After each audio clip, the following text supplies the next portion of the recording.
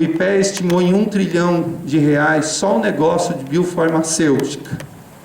E tem bioprospecção, tem um monte de bactérias que fazem um monte de coisas, nós não exploramos isso.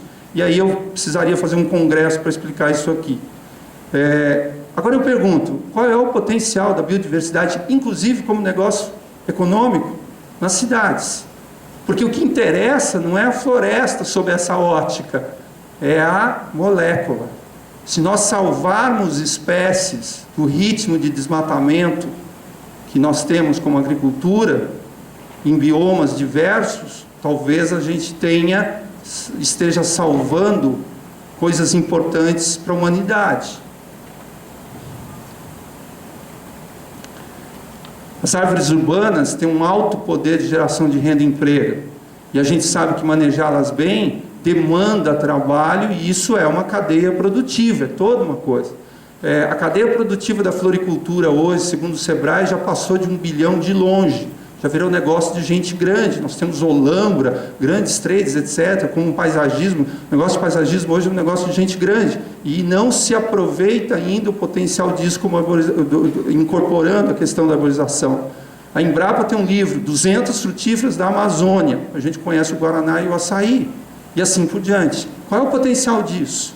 O piqui é a base da culinária, é fundamental no turismo e na culinária tocantinense, né? E nós temos outras, que por sinal, vocês estão convidados, não vou fazendo propaganda, mas a Frutas de Goiás está aqui, e tem sorvetes, picolés e massas de várias árvores, cajá, o buriti, me permitam, não vou entrar no mérito semântico, árvores e palmeiras, vamos tratá-las todas iguais, bacaba, etc, etc, etc. Potencial culinário disso, se eu começar a conversar com meus amigos gaúchos, aí nós vamos longe, e assim por diante, e no Mato Grosso, e assim vai, né? E nós temos 40 ou 50 jardins botânicos no país. Nós temos centenas de viveiros. Nós temos condição de, se faltar, e em São Paulo já falta, matriz para recuperação de área degradada, e nós temos um código florestal que está sendo bem trabalhado e cobrado, vai faltar matriz, vai faltar viveiro, que naqueles mares de cana de São Paulo, etc, etc, é um problema achar semente. Então, se as cidades criarem seus matrizeiros nas suas políticas de parques e jardins, nós estamos contribuindo com muito mais que a arborização urbana. Isso é economia. Alessandro? Eu gostaria, pode ser a plateia, vamos dar a informalidade, para não ficar nos 5 minutos, me deem o 20 minutos e o 40 minutos, por gentileza, porque aí eu vou dosando. Gestão de resíduos sólidos, vou ver se eu melhoro aqui em cima. Já falamos de aproveitamento, lenha, R$60 o metro cúbico, paliçadas, adubo orgânico, 55% do lixo é orgânico. O problema é comida, folha tão criticada é solução. Junta comida podre com lixo e restos apodrecíveis com a folha e você tem um composto. Num mundo agrícola que precisa alimentar pessoas. Então, olha a conexão com os hortifrutigranjeiros e assim por diante. Toda a prefeitura poderia ter uma fábrica de adubos orgânicos e subsidiar as suas políticas de parque e jardim com esse recurso, numa visão empreendedora de gestão pública, né? Bom, imaginam que um ficus gera. Só a erradicação de árvores que vão ter que ser feitas, as podas, etc., corretas, mesmo numa visão de podas corretas, supressão em podas, gera um volume de recursos significativo, que são muito úteis também, eu repito, em controle de erosão, porque existe uma ciência hoje chamada bioengenharia, onde você copia técnicas naturalistas e corrige vossorocas apenas com paliçada, igual o engenheiro lá de cima recupera quando você não tem uma solução, né? Não é gabião, não é canais de concreto, você usa técnicas tupiniquins. E o que você pode usar? Podas, troncos, galhos, etc., oriundo disso. Empreendimento imobiliário verde. E aí eu já faço o seguinte, dimensão privada é tudo e pública é muito parecida, só muda às vezes um pouco o enfoque né, do rigor dos objetivos. Porque se eu quero ser sustentável no privado, porque eu quero seguir políticas responsáveis, etc., etc., eu tenho na minha consciência, eu tenho que fazer igual ao público ou parecido.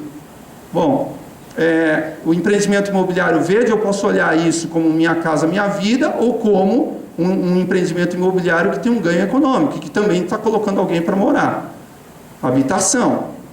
Então, olha só. Existe um conhecimento muito bacana na ABAP, nos arquitetos paisagistas, né, e nos paisagistas de outras áreas, né, que nos leva para esse tipo de empreendimento. E isso aqui é saúde, é qualidade de vida e ganho econômico, que o gestor vai adorar fazer isso. Os parques de Goiânia se reciclou como cidade ao entrar e Iris Rezende teve uma reciclagem da sua carreira política, ao promover um forte conjunto de parques. Eles foram bancados, na sua maioria, pela iniciativa privada, porque não se vende mais apartamento, vendem o parque que está na frente do apartamento. Chequei isso no Popular, no Estadão, na Folha, e assim por diante. E começa a pegar no Tocantins. E está certo. O parque ganha, a cidade ganha e o empreendimento ganha. Mestre Fernando Chassel nos ensinou. Búzios, 2.000 lotes numa área degradada. Ele falou, não, 600. E em vez de vender lotes num loteamento degradado, ele fez 600 lotes num parque. Adivinha se a incorporadora não ganhou mais dinheiro com 600 lotes do que com 2.000? Isso é inteligência integrada. Esse é o empreendimento. Dá para ganhar a economia e dá para ganhar o ambiental. Eu vi uma palestra do Felipe Abud, filho do Benedito, né? E ele me mostrou uma terra arrasada em alguma cidade litorânea do país que estava parecido com isso aqui, ó. Está descarregado. Simplesmente limparam o loteamento inteirinho e era uma floresta igual a essa. O conhecimento já existe. Expansão urbana, ela acontece. Nós fizemos um pacto de população hiper, porque impacto ambiental é população versus consumo e o resto é hipocrisia. Se nós queremos ser 7 bilhões, nós vamos sacrificar as outras espécies. Se nós queremos consumir aquilo que nós não podemos, porque não existe planeta para produzir, nós vamos sacrificar as outras espécies, porque nós somos arrogantes e achamos que somos donos do planeta como espécie, né? Mas expansão urbana está acontecendo. Ela pode ser inteligente ou não, sustentável ou não. E aí, um dos critérios para isso é a taxa de aproveitamento, a inteligência de aproveitamento que nós estamos fazendo naquelas florestas urbanas prontas. Não é que vai plantar árvore, vai salvar a árvore de grande porte. Olha aqui. E eu não estou falando só de APP. Tem reserva legal, tem gente que deixou matinhas por conta, etc. e que tais. Habitação, já falamos, ela não tem que ser uma caixinha. Ela tem que ser habitação saudável. Tem que ter sombra, lazer, convívio, esporte, saúde mental, física, assistência social a grupos específicos, nutrição, segurança alimentar. Olha como o olhar fica mais complicado, porque eu escuto às vezes frutíferas, não.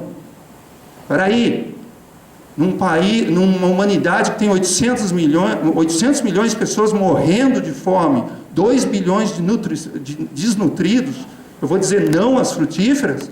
Não às frutíferas no lugar errado que possa criar um problema de segurança do tráfego. Obrigação no Minha Casa Minha Vida, nos quintais produtivos, ainda mais se eu sei que um quintal nutritivo dá 40% da nutrição de uma família humilde. Imagina se nós incorporarmos os entornos produtivos de áreas de população desassistidas. Então me preocupa, porque eu, como agrônomo, eu tenho uma ética de alimentar a humanidade, e isso é uma ética agronômica.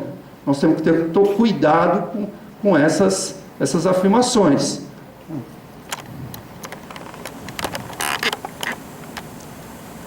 Alimentação saudável. 70% da humanidade está se alimentando de 7 espécies.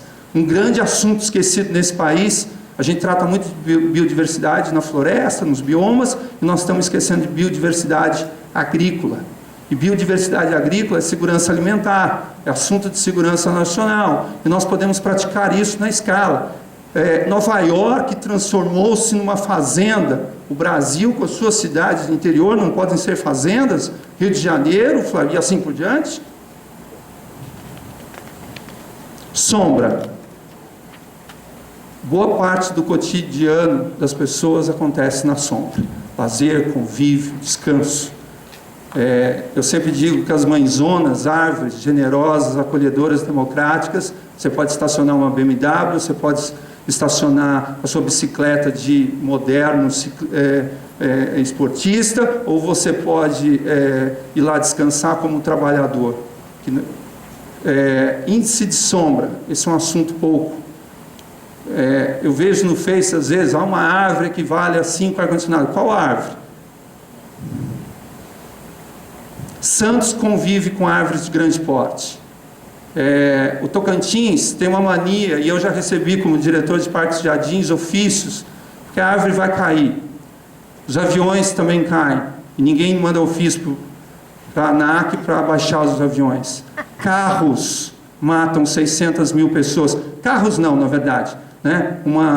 Uma incivilidade no trânsito, os motoristas e os carros matam 600 mil pessoas por ano, e eu não escutei ainda que a gente vai tirar todos os carros da cidade, mas eu escuto toda hora que nós temos que abater árvores, porque elas acham que vai cair. Quem tem que dizer que se acha ou não acha, ou tem certeza que vai cair ou não, é alguém treinado, que é um conhecimento específico que eu conheci dentro da SBAL e etc, PT, e assim por diante, ciência, não achismo, que é uma das pragas que a gente tinha falado, achismo é um problema, Então, olha só, e outra coisa, paisagismo precisa ser tirado dessa ótica de supérfluo e elitizado, que é só para quem tem dinheiro. Nós temos que colocar paisagismo em escala como qualidade de vida para as populações carentes também. Porque olha aqui, e eles fazem isso. O cheque moradia dado ao Tocantins, e aqui no grupo Saída para Taquarussu, a população foi lá, tinha uma floresta, um cerradão, Médio, Joaquim, várias mãezonas, Puçá, Piquezeiro, Caju, e aí eu vou ficar o resto do dia falando nome, porque isso aqui é uma covardia de tanto nome de árvore bonita que tem. Tocantins é privilegiado, apesar de eu conhecer Mata Atlântica e outros biomas. A população de lá mexeu nas casas, e você vai lá hoje, é um bairro arborizado sem ter sido desmatado. O que a engenharia desse país faz com as minhas casas, minha vida? Limpa tudo, e aqui eu tenho visto isso e é de chorar, porque a gente desmata florestas prontas para depois colocar às vezes uma mudinha, e uma muda não é uma árvore, é apenas uma intenção de árvore. E o caboclo sabe fazer, olha como o dono de bar. Olha a ironia, as máquinas da engenharia que desmatam lugares, elas se abrigam na sombra das árvores, deixam por último para derrubar. Isso não é uma árvore, é um enfeite. Quantos metros quadrados de sombra essa árvore faz? 2 por 3, 6, 3 por 3, 9. Quanto que uma árvore de grande porte faz de sombra? 150, 200, 300, 350 metros quadrados, dependendo da posição e do lugar. Em rua, vamos dizer que por baixo, 100, 120 metros. A função social da árvore, antes de tudo, nós precisamos promover isso. Tem função social da cidade, tem função social do lote, do não sei o quê, nós temos que criar a função social da árvore. A função social da árvore, entre outras coisas, é alimentar a gente, quando possível. A função social da árvore é criar sombra. Isso não é árvore, é enfeite, coitada. Isso é uma árvore. E isso é sombra. E eu não preciso dizer nada. Sombra, espaço de encontro, de lazer, de qualidade de vida. Olhe a sombra e olhe os bancos. Cascavel.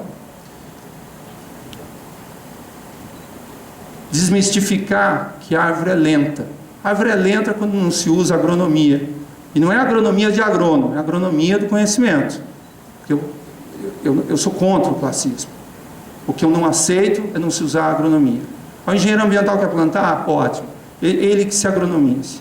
O arquiteto quer plantar? Ótimo. Legal. Ele que se agronomize. Nós temos que treinar os leigos para plantar dentro de agronomia. Essas árvores estão com 2 anos de idade.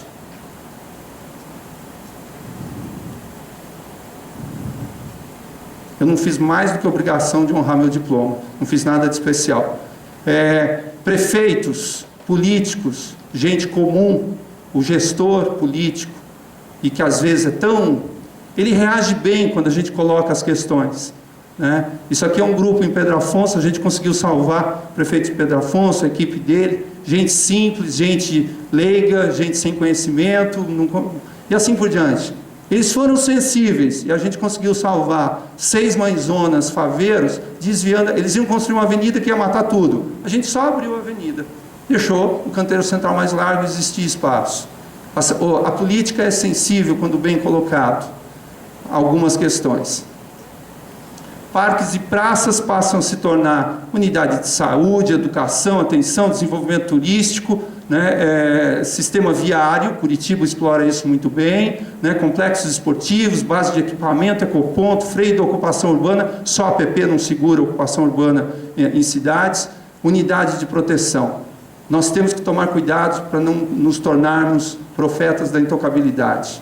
Espaços naturais têm que ser usados, porque quando usados são valorizados e cumprem a função social dele. Mas usar bem, usar, não dizer assim, então agora eu posso destruir. Usar é diferente.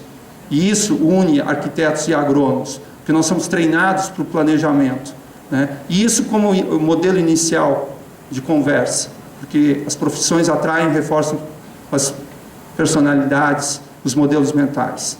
Parque é algo público ou privado? Quando o empreendimento privado faz um parque público, ele está ganhando, então já começou a misturar e já não saber o que é. Isso é sustentável. A Orla de Santos foi feita sem aquele modelo, por exemplo, calçadão do Rio, que todo mundo está no sol. Goiânia.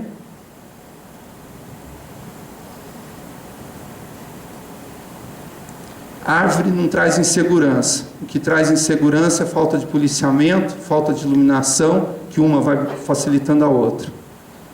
Olha como é quase linear, né? Dá vontade de dizer assim, precisa desenhar, olha onde as pessoas estão. Esse é um dia nublado. E aí, existe o ganho político, não tem problema. Que bom que há ganho político.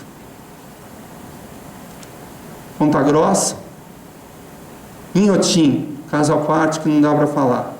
Um mega exemplo de sustentabilidade. O governo de Minas, Brumadinho era uma cidade esquecida, não tinha economia, as pessoas migrando para periferias de Belo Horizonte sem perspectiva de vida. O governo de Minas Gerais vai abrir uma autoestrada só por causa do Inhotim, que é só do tamanho de uma fazenda. Mas o que eles têm lá? Um monte de árvore, uma das maiores coleções de palmeiras do mundo e arte contemporânea. Ponto. Natureza e cultura, vai virar um centro internacional de turismo, vão ganhar dinheiro pra caramba, recolher imposto. Uma das veredas de Buritirana mais bonitas do planeta, em área urbana, eu tenho orgulho e posso dizer isso, que Buritirana é num ritmo de 1 para 1000 em raridade em relação ao Buriti. Onde está isso? Na cidade de Palmas, privilegiada em ter algo assim. Porque tem fazendas em áreas silvestres, etc. Mas dentro de área urbana, e aí me falam desmatar isso para pôr areia para fazer quadra de show. Arena de show.